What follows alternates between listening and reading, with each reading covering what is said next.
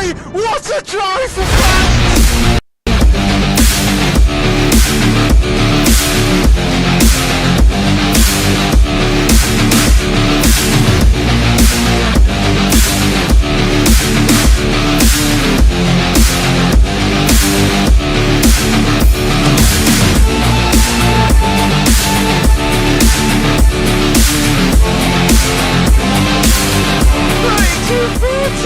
Oh my god! Wow! Take a bow. I'm standing up.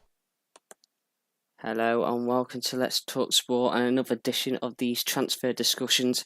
I'm Joe Stanley and I'm joined by football manager aficionado and great at Fantasy Premier League as well, Stu Davies, to discuss the question: can Tottenham Hotspur, after their summer business so far, mount a title challenge? It's going to be a big question. I can hear a lot of Arsenal fans laughing right now, but let's not laugh too much and get on with the actual question. Welcome, Stu, to the show. It's Tottenham Hotspur. I've had a busy summer window so far. Made some interesting additions. Let's put it that way. Will it be enough to mount a title challenge? Well, we'll get to that question in a moment. The big question. But what do you think of their business so far, Stu? I think with the European football, in terms of squad depth, they have improved quite a lot. But I still think they need to, some of the signings, I don't think they walk into their best 11, because at the moment I could only see Son and Kane would actually get into the Liverpool and City squads. So yes, Son and Kane are absolute quality players already in that squad for Tottenham Hotspur. Fraser Forster's come in. I think he was the first sign of the summer, if memory serves correctly. And I think he did okay at Southampton down the years. He's been a bit in and out of the team in the last couple of years, but in his first season, he was a pretty solid goalkeeper. Obviously, he won't come in as first choice. He'll come in as a number two to push Hugo Lloris. As a free transfer, do you think that's a decent enough signing? I thought it was quite a strange signing. I think he's a decent backup keeper, but with Lloris being 35 or 36, I thought they had probably gone for a younger keeper to so who could potentially replace Lloris in future, because Lloris doesn't look as good as he did 3 or 4 years ago. So I was surprised they got an older keeper in. I thought they would have got someone a lot younger in. We have Burgoyne in the comments. He says, Stubert, I've heard rumours Spurs want Ted van der Pavert. Any truth to those rumours? I was with Levy's business work, there's no chance at all with that. He's not going to meet my £1 billion. £1 billion. £1 billion. Yes, Van der Pavert, that's what he says. Yeah, it's a bit of a strange one.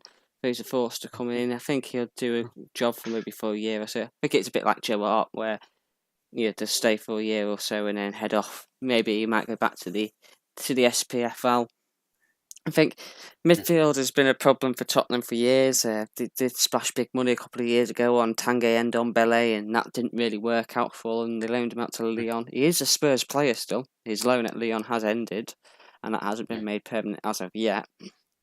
But they've gone and splashed out money. I think it was £30 million on Yves Bissouma from Brighton, who was linked with the likes of Liverpool, Arsenal, and Manchester City last summer, as well as Chelsea, I believe, off the top of my head as well. And obviously, he had the incident with the nightclub and all that lot last year. That's still rumbling on in the background, put a few clubs off. And he was close to move to Villa in January. But he's now ended up at Tottenham Hotspur. They do lack that defensive midfield dynamo. I think this could be a shrewd piece of business for Tottenham. What do you reckon, Stu? Yeah, I think when you watch Brighton, Bissouma is usually one of the standout players. You can see why so many clubs are interested in him. And I think Spurs have got Højbjerg and Bentancur, and I think what Basuma will add to that is he can do the defensive work, but he can also provide a bit more attacking instinct as well. He'll like do those driving runs. So I think he will be a very good signing for Spurs. Sticking with the midfield, they've got Ivan Perisic in on a free transfer.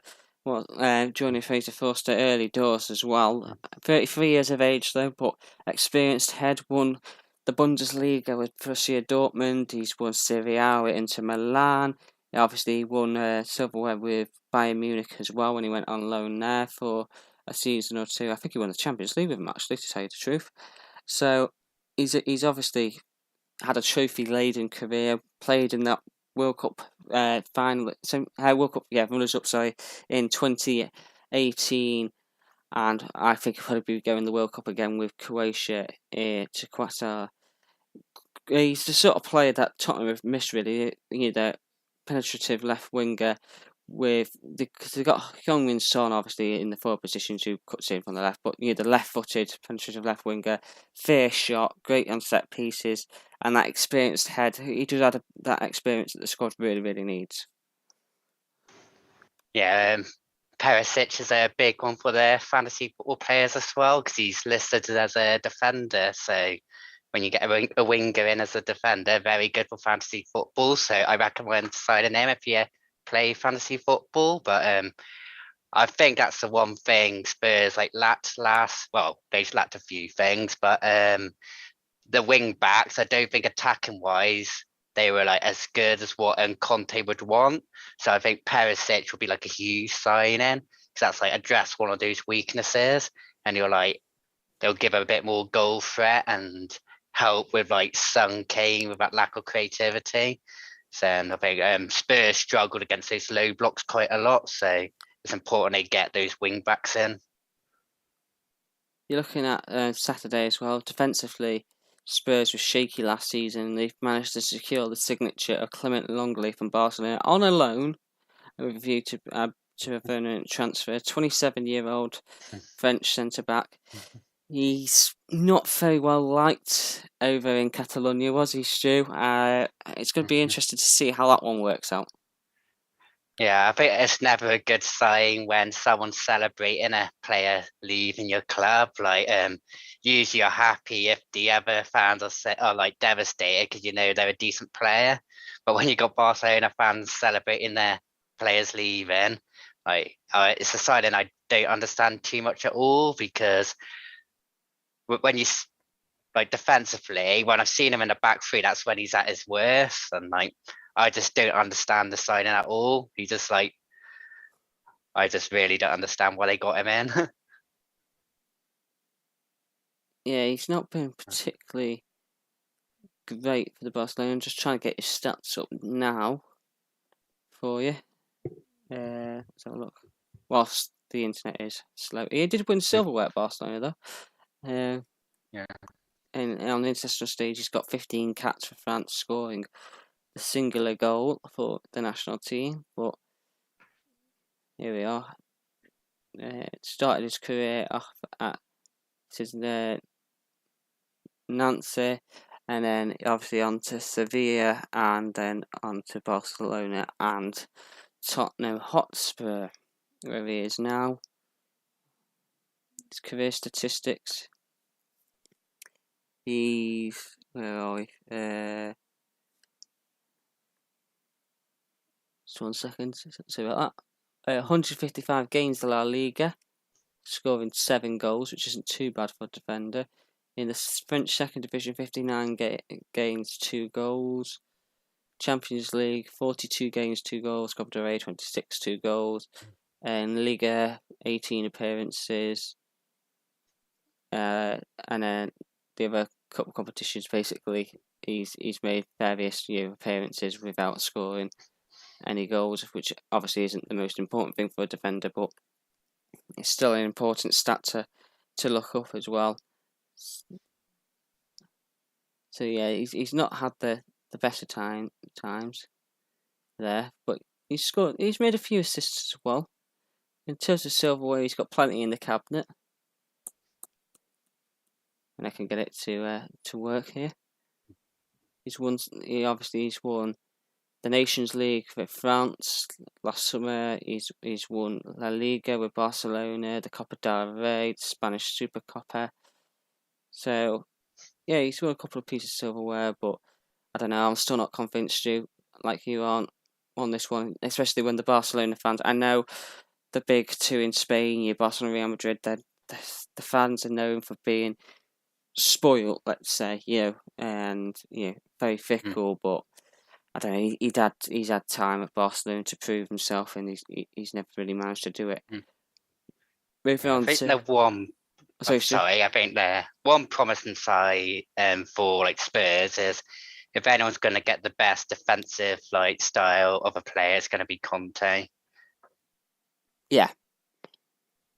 He obviously you saw how he worked at Juventus and then Chelsea and then Inter Milan. Obviously, solid back three. He brought the best out of Tim Cahill really, because Tim Cahill wasn't a bad defender, was he, at Chelsea? But I think he seems to elevate into another level. But you mean Gary Cahill? Oh yeah, Gary Cahill. I said Tim Cahill, didn't I? Yeah. Tim Cahill. Well, he would be a really world class manager if he elevated Tim Cahill as a centre back. He would be. Absolute mare there. Absolute mare. That is going to go in that WhatsApp group, isn't it, later? They're going probably already on like the little snippet. Like. Absolute nightmare. Talking of nightmares, their biggest signing so far this summer, and strangest signing, is £60 million Brazilian forward Richarlison. Yeah. I honestly, I know they needed a forward to compete with Kulusevski, Son, and Kane, but I don't know. This one's just a bit of a bizarre one. He had an average season at Everton last year in a side that was battling and only just survived. Avoided relegation. He then claimed that he wanted to stay at the club for a long, long time, and then all of a sudden hands in a transfer request and finds himself at the Tottenham Hotspur Stadium. I think it's a bit of a strange move in a World Cup year where he'll want to be starting for the Brazilian national team. He finds himself at Tottenham Hotspur, where he'll be most likely warming the bench. Yeah, he's one where I think he's a good squad player, but I don't think he actually improves that Spurs 11, but that's mainly because I think Son's one of the best players in the league. Kane's like one of the best finishers you'll see, and Dejan Kulusevski, he's been phenomenal since joining the Premier League. I've really enjoyed watching him play. So with how much of an attitude Richarlison can have at times, will he be happy sitting on the bench, or will Conte have to start incorporate a system where he can get Richarlison into the starting 11? But when those front three are so good, I think it'd be harsh to drop any of them. Yeah, it's.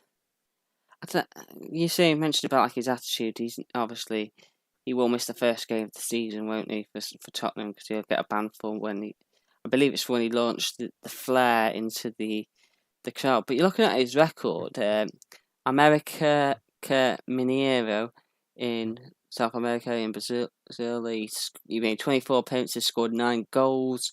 At Fluminense, 17 goals in 54 appearances. Watford, 5 in 38.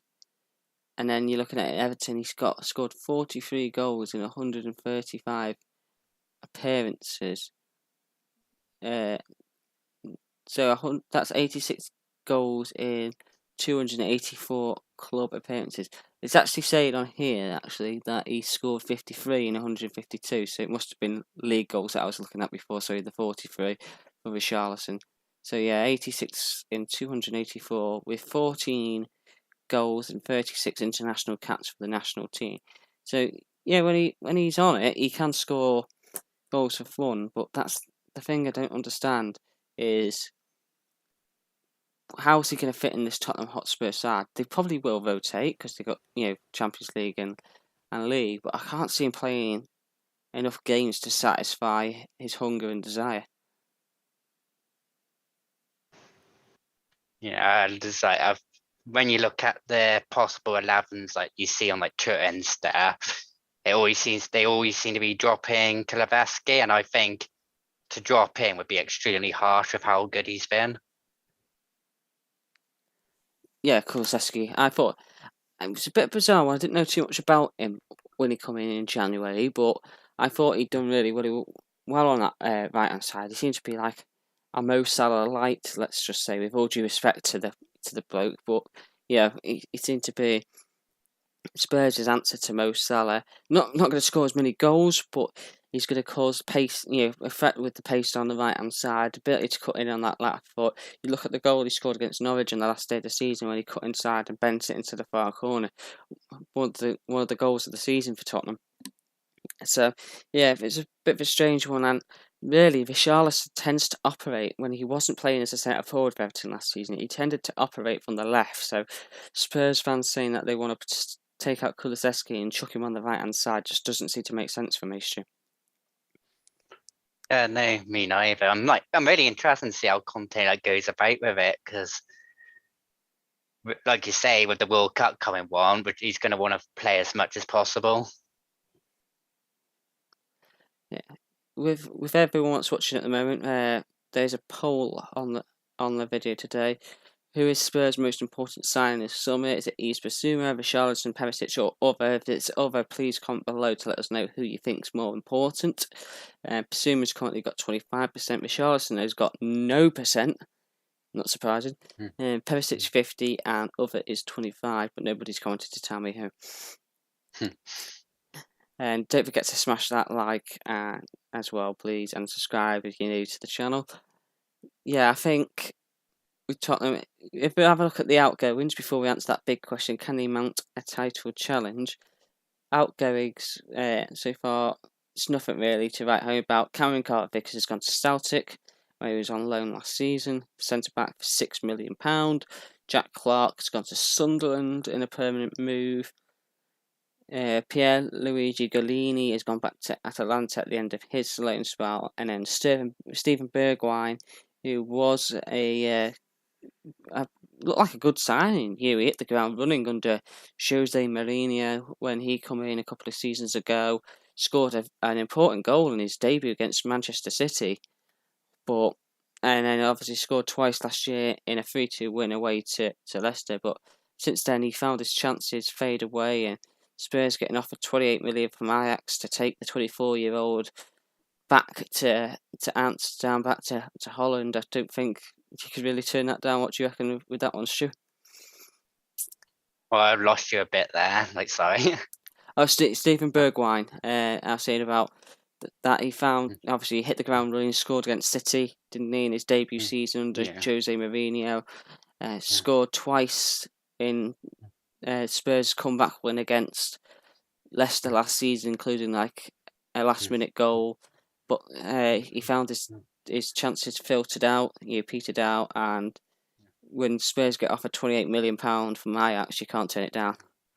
Yeah, I think he's definitely a Jekyll and Hyde player, because some games you watch, you think, oh wow, he's great player, but then more times you see he's so disappointing to watch. So in terms of consistency, I think it's probably best for Spurs that he moved on. At least he's gone back to a league he may be more familiar with.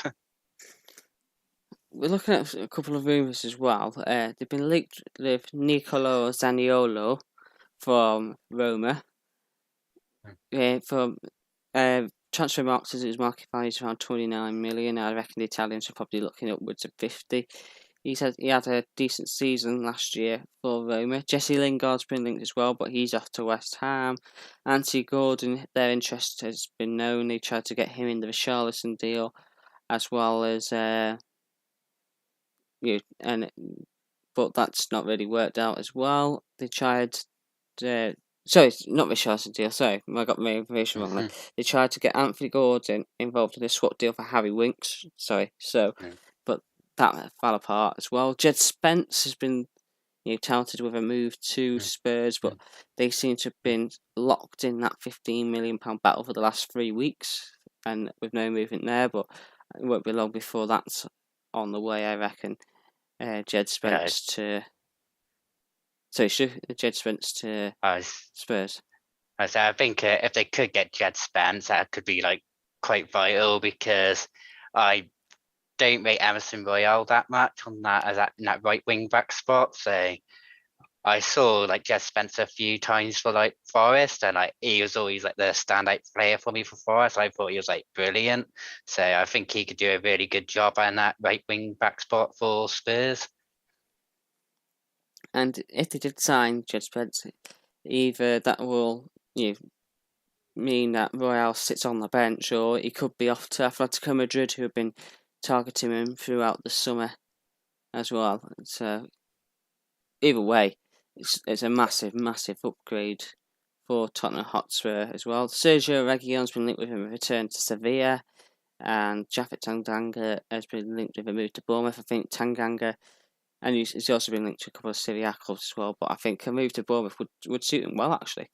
I think, Tanganga, because plays good football. Scotty Parker, he's a former Spurs player as well, so I think if he goes to Bournemouth, he'll be guaranteed game time there. So we're going to circle back to the question that's in the title and what the main video is about, really. Can Spurs mount a title challenge with all the business?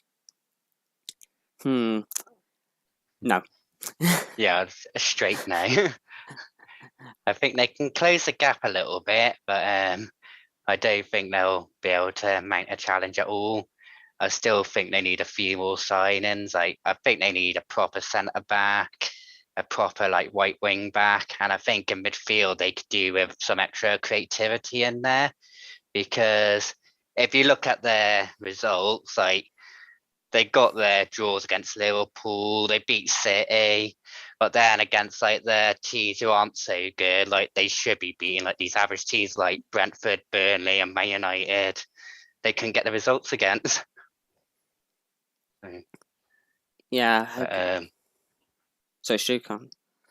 Yeah, so I think that's a problem with their styles. Like when you have a defensive style, it's like harder to get like the wins more consistently, whereas Pep and Klopp have an attacking style, so they're more likely to get the 3 points, whereas Conte may be able to draw or like get a few wins, like draw against Liverpool and City, but I don't think his style's good enough to be able to beat these lower teams they should be beating, with all due respect. Yeah, I think that's the problem with, like you said, parking the. Well, it's not really parking buses. It's a defensive style play that Conte plays. That the lower clubs will park the bus, so they all just want to go for the points. The point anyway. The draw. So yeah, I think that's something that Tottenham they need, that ability to break down those lower teams and the low block, which the big clubs like Liverpool and City and even Chelsea, you could chuck in there, have the ability to do. I think with Tottenham Hotspur, they've made some good signs. It's a good start of Conte building the team. Whether it'll be here in 18 months, 2 years to finish the job, I don't know. But I think you're looking at this season. I don't want to give too much away because you're obviously doing a prediction video on who's going to finish where in the league in a couple of weeks' time, and you're going to do one as well, aren't you, Stu? And we're all going to compare it at the end of the 22-23 season. But I think with Tottenham's business so far, top 4 could be consolidated. I think the title is a bit too far out of reach, and I think people that are shouting that Tottenham are going to be in the race with Liverpool and Manchester City, I think you need to give your head a wobble, really, because I think, yes, Harry Kane, he was off it last season, and I think he was sulking massively because he didn't get his move to Manchester City. That's not going to happen now because they've signed Erling about Haaland. I think Kane will have to just clear his head now and get on with the job, and he probably will be focused on the job because he's missed out on his big move now, and I can't see him going anywhere now. Son is obviously going to be, because he had to share that golden boot, delivering it outright. He'll have a bit of confidence with you winning the golden boot, but he'll be hungry to get that consolidated. I'll go with you. I was saying, and with Son, you got to say fair play to him, like getting the golden boot with like no penalties or anything at all as well. That's just absolutely amazing what he's done. Massive respect for the lad.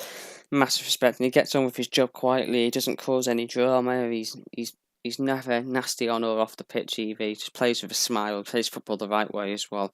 Yeah. So I think, defensively they've not been there, Tottenham, and that was from the start of the season when they started off with Nuno, which you forget was even there really, because he only lasted 8 games before Antonio Conte was brought in, and Conte obviously he's going to work on the defensive side of things, but the midfield lacks, like we said, either Basuma as a start, and even Perisic for the wing position, but they need that creativity in the centre.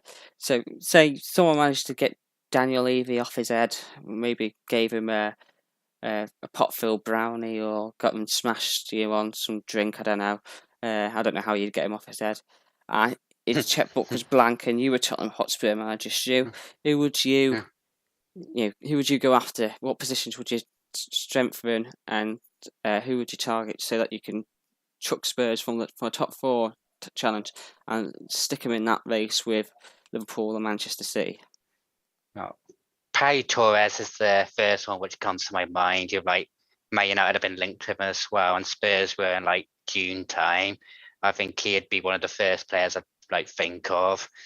The one I'm really surprised about is Christian Eriksen, who looks like he could be going to Man United potentially, because I think he could be really useful for Spurs with these low block teams, because with his creativity and when you've got Son in front of you, so I reckon that could be a huge weapon. So I think someone creative in midfield would be massive, and that white wing back spot I think would be really useful to improve as well.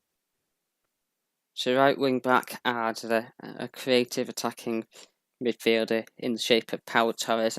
I don't really see how I could disagree with you too much with that, my friend.